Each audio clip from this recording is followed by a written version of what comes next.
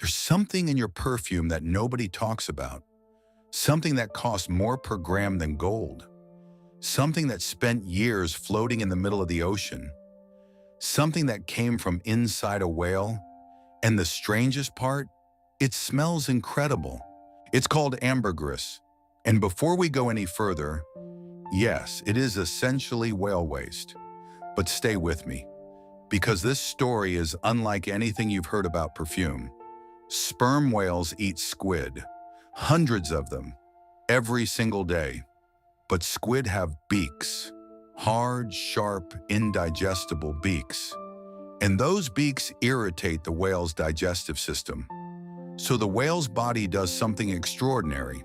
It produces a thick, waxy substance, almost like a biological shield, that wraps around those sharp edges and protects the whale from the inside. Over time, this mass builds up.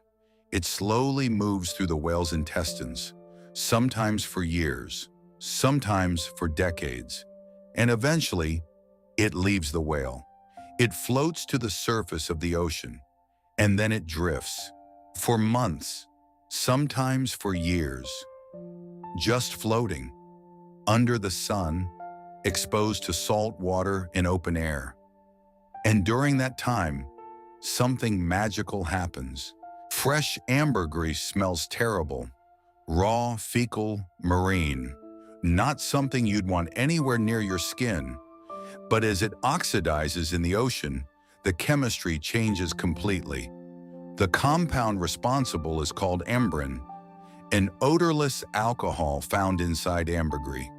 As it breaks down in the sea air, it transforms into something entirely different. Something warm, musky, earthy, almost animalistic, but in a way that feels deeply human. Perfumers describe aged ambergris as one of the most complex scents in nature. Not sweet, not floral, not woody, something that sits underneath all of those, like a warm, invisible skin. And here's the part that makes it truly irreplaceable in perfumery. Ambergris doesn't just smell good, it makes everything else smell better and last longer. It's what perfumers call a fixative. It anchors the volatile top notes, the ones that disappear within an hour, and holds them in place. It's the reason a great perfume can still be on your skin 12 hours later. For centuries, there was nothing else like it. For most of human history, nobody knew where ambergris came from. Medieval scholars thought it came from underwater volcanoes. Others believed it was solidified sea foam. Some thought it was the droppings of a giant seabird. Marco Polo encountered sailors hunting for it in the Indian Ocean, but even he didn't understand its origin. He thought whales swallowed it with their food. It wasn't until the whaling industry expanded in the 1800s that the truth became clear. Sailors found it in the intestines of sperm whales, and the mystery was finally solved. By then, ambergris had already been used for over 1,000 years. Ancient Egyptians burned it as incense. Persian royalty dissolved it in hot chocolate and sherbet. In medieval Europe, people believed it could protect you from the plague, so they carried small pieces in their pockets and pressed them to their faces on the street. Queen Victoria wore a perfume that contained ambergris. So did Napoleon. So did the women who first bought Chanel No. 5. For centuries, ambergris was the invisible thread running through the world's most celebrated fragrances. Most people who wore those perfumes had no idea what was making them smell so extraordinary. Today, the story of ambergris is more complicated. Whaling is now illegal in most of the world, and selling ambergris is banned in many countries, including the United States, because sperm whales are a protected species. Finding ambergris washed ashore is extraordinarily rare, but it still happens. In 2021, a group of fishermen in Yemen found a 280-pound chunk of ambergris in the belly of a dead whale. They sold it for $1.5 million. On the beaches of the UK, France, and New Zealand, People still occasionally stumble across gray, waxy lumps in the sand and have no idea what they're holding.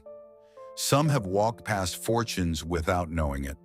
The perfume industry has largely moved to synthetic alternatives. The most common is called ambroxan, derived from clary sage, and it mimics some of the qualities of real ambergris. You'll find it in some of the most popular fragrances in the world today. But perfumers who have worked with the real thing say the synthetic version, while impressive, captures only part of the story.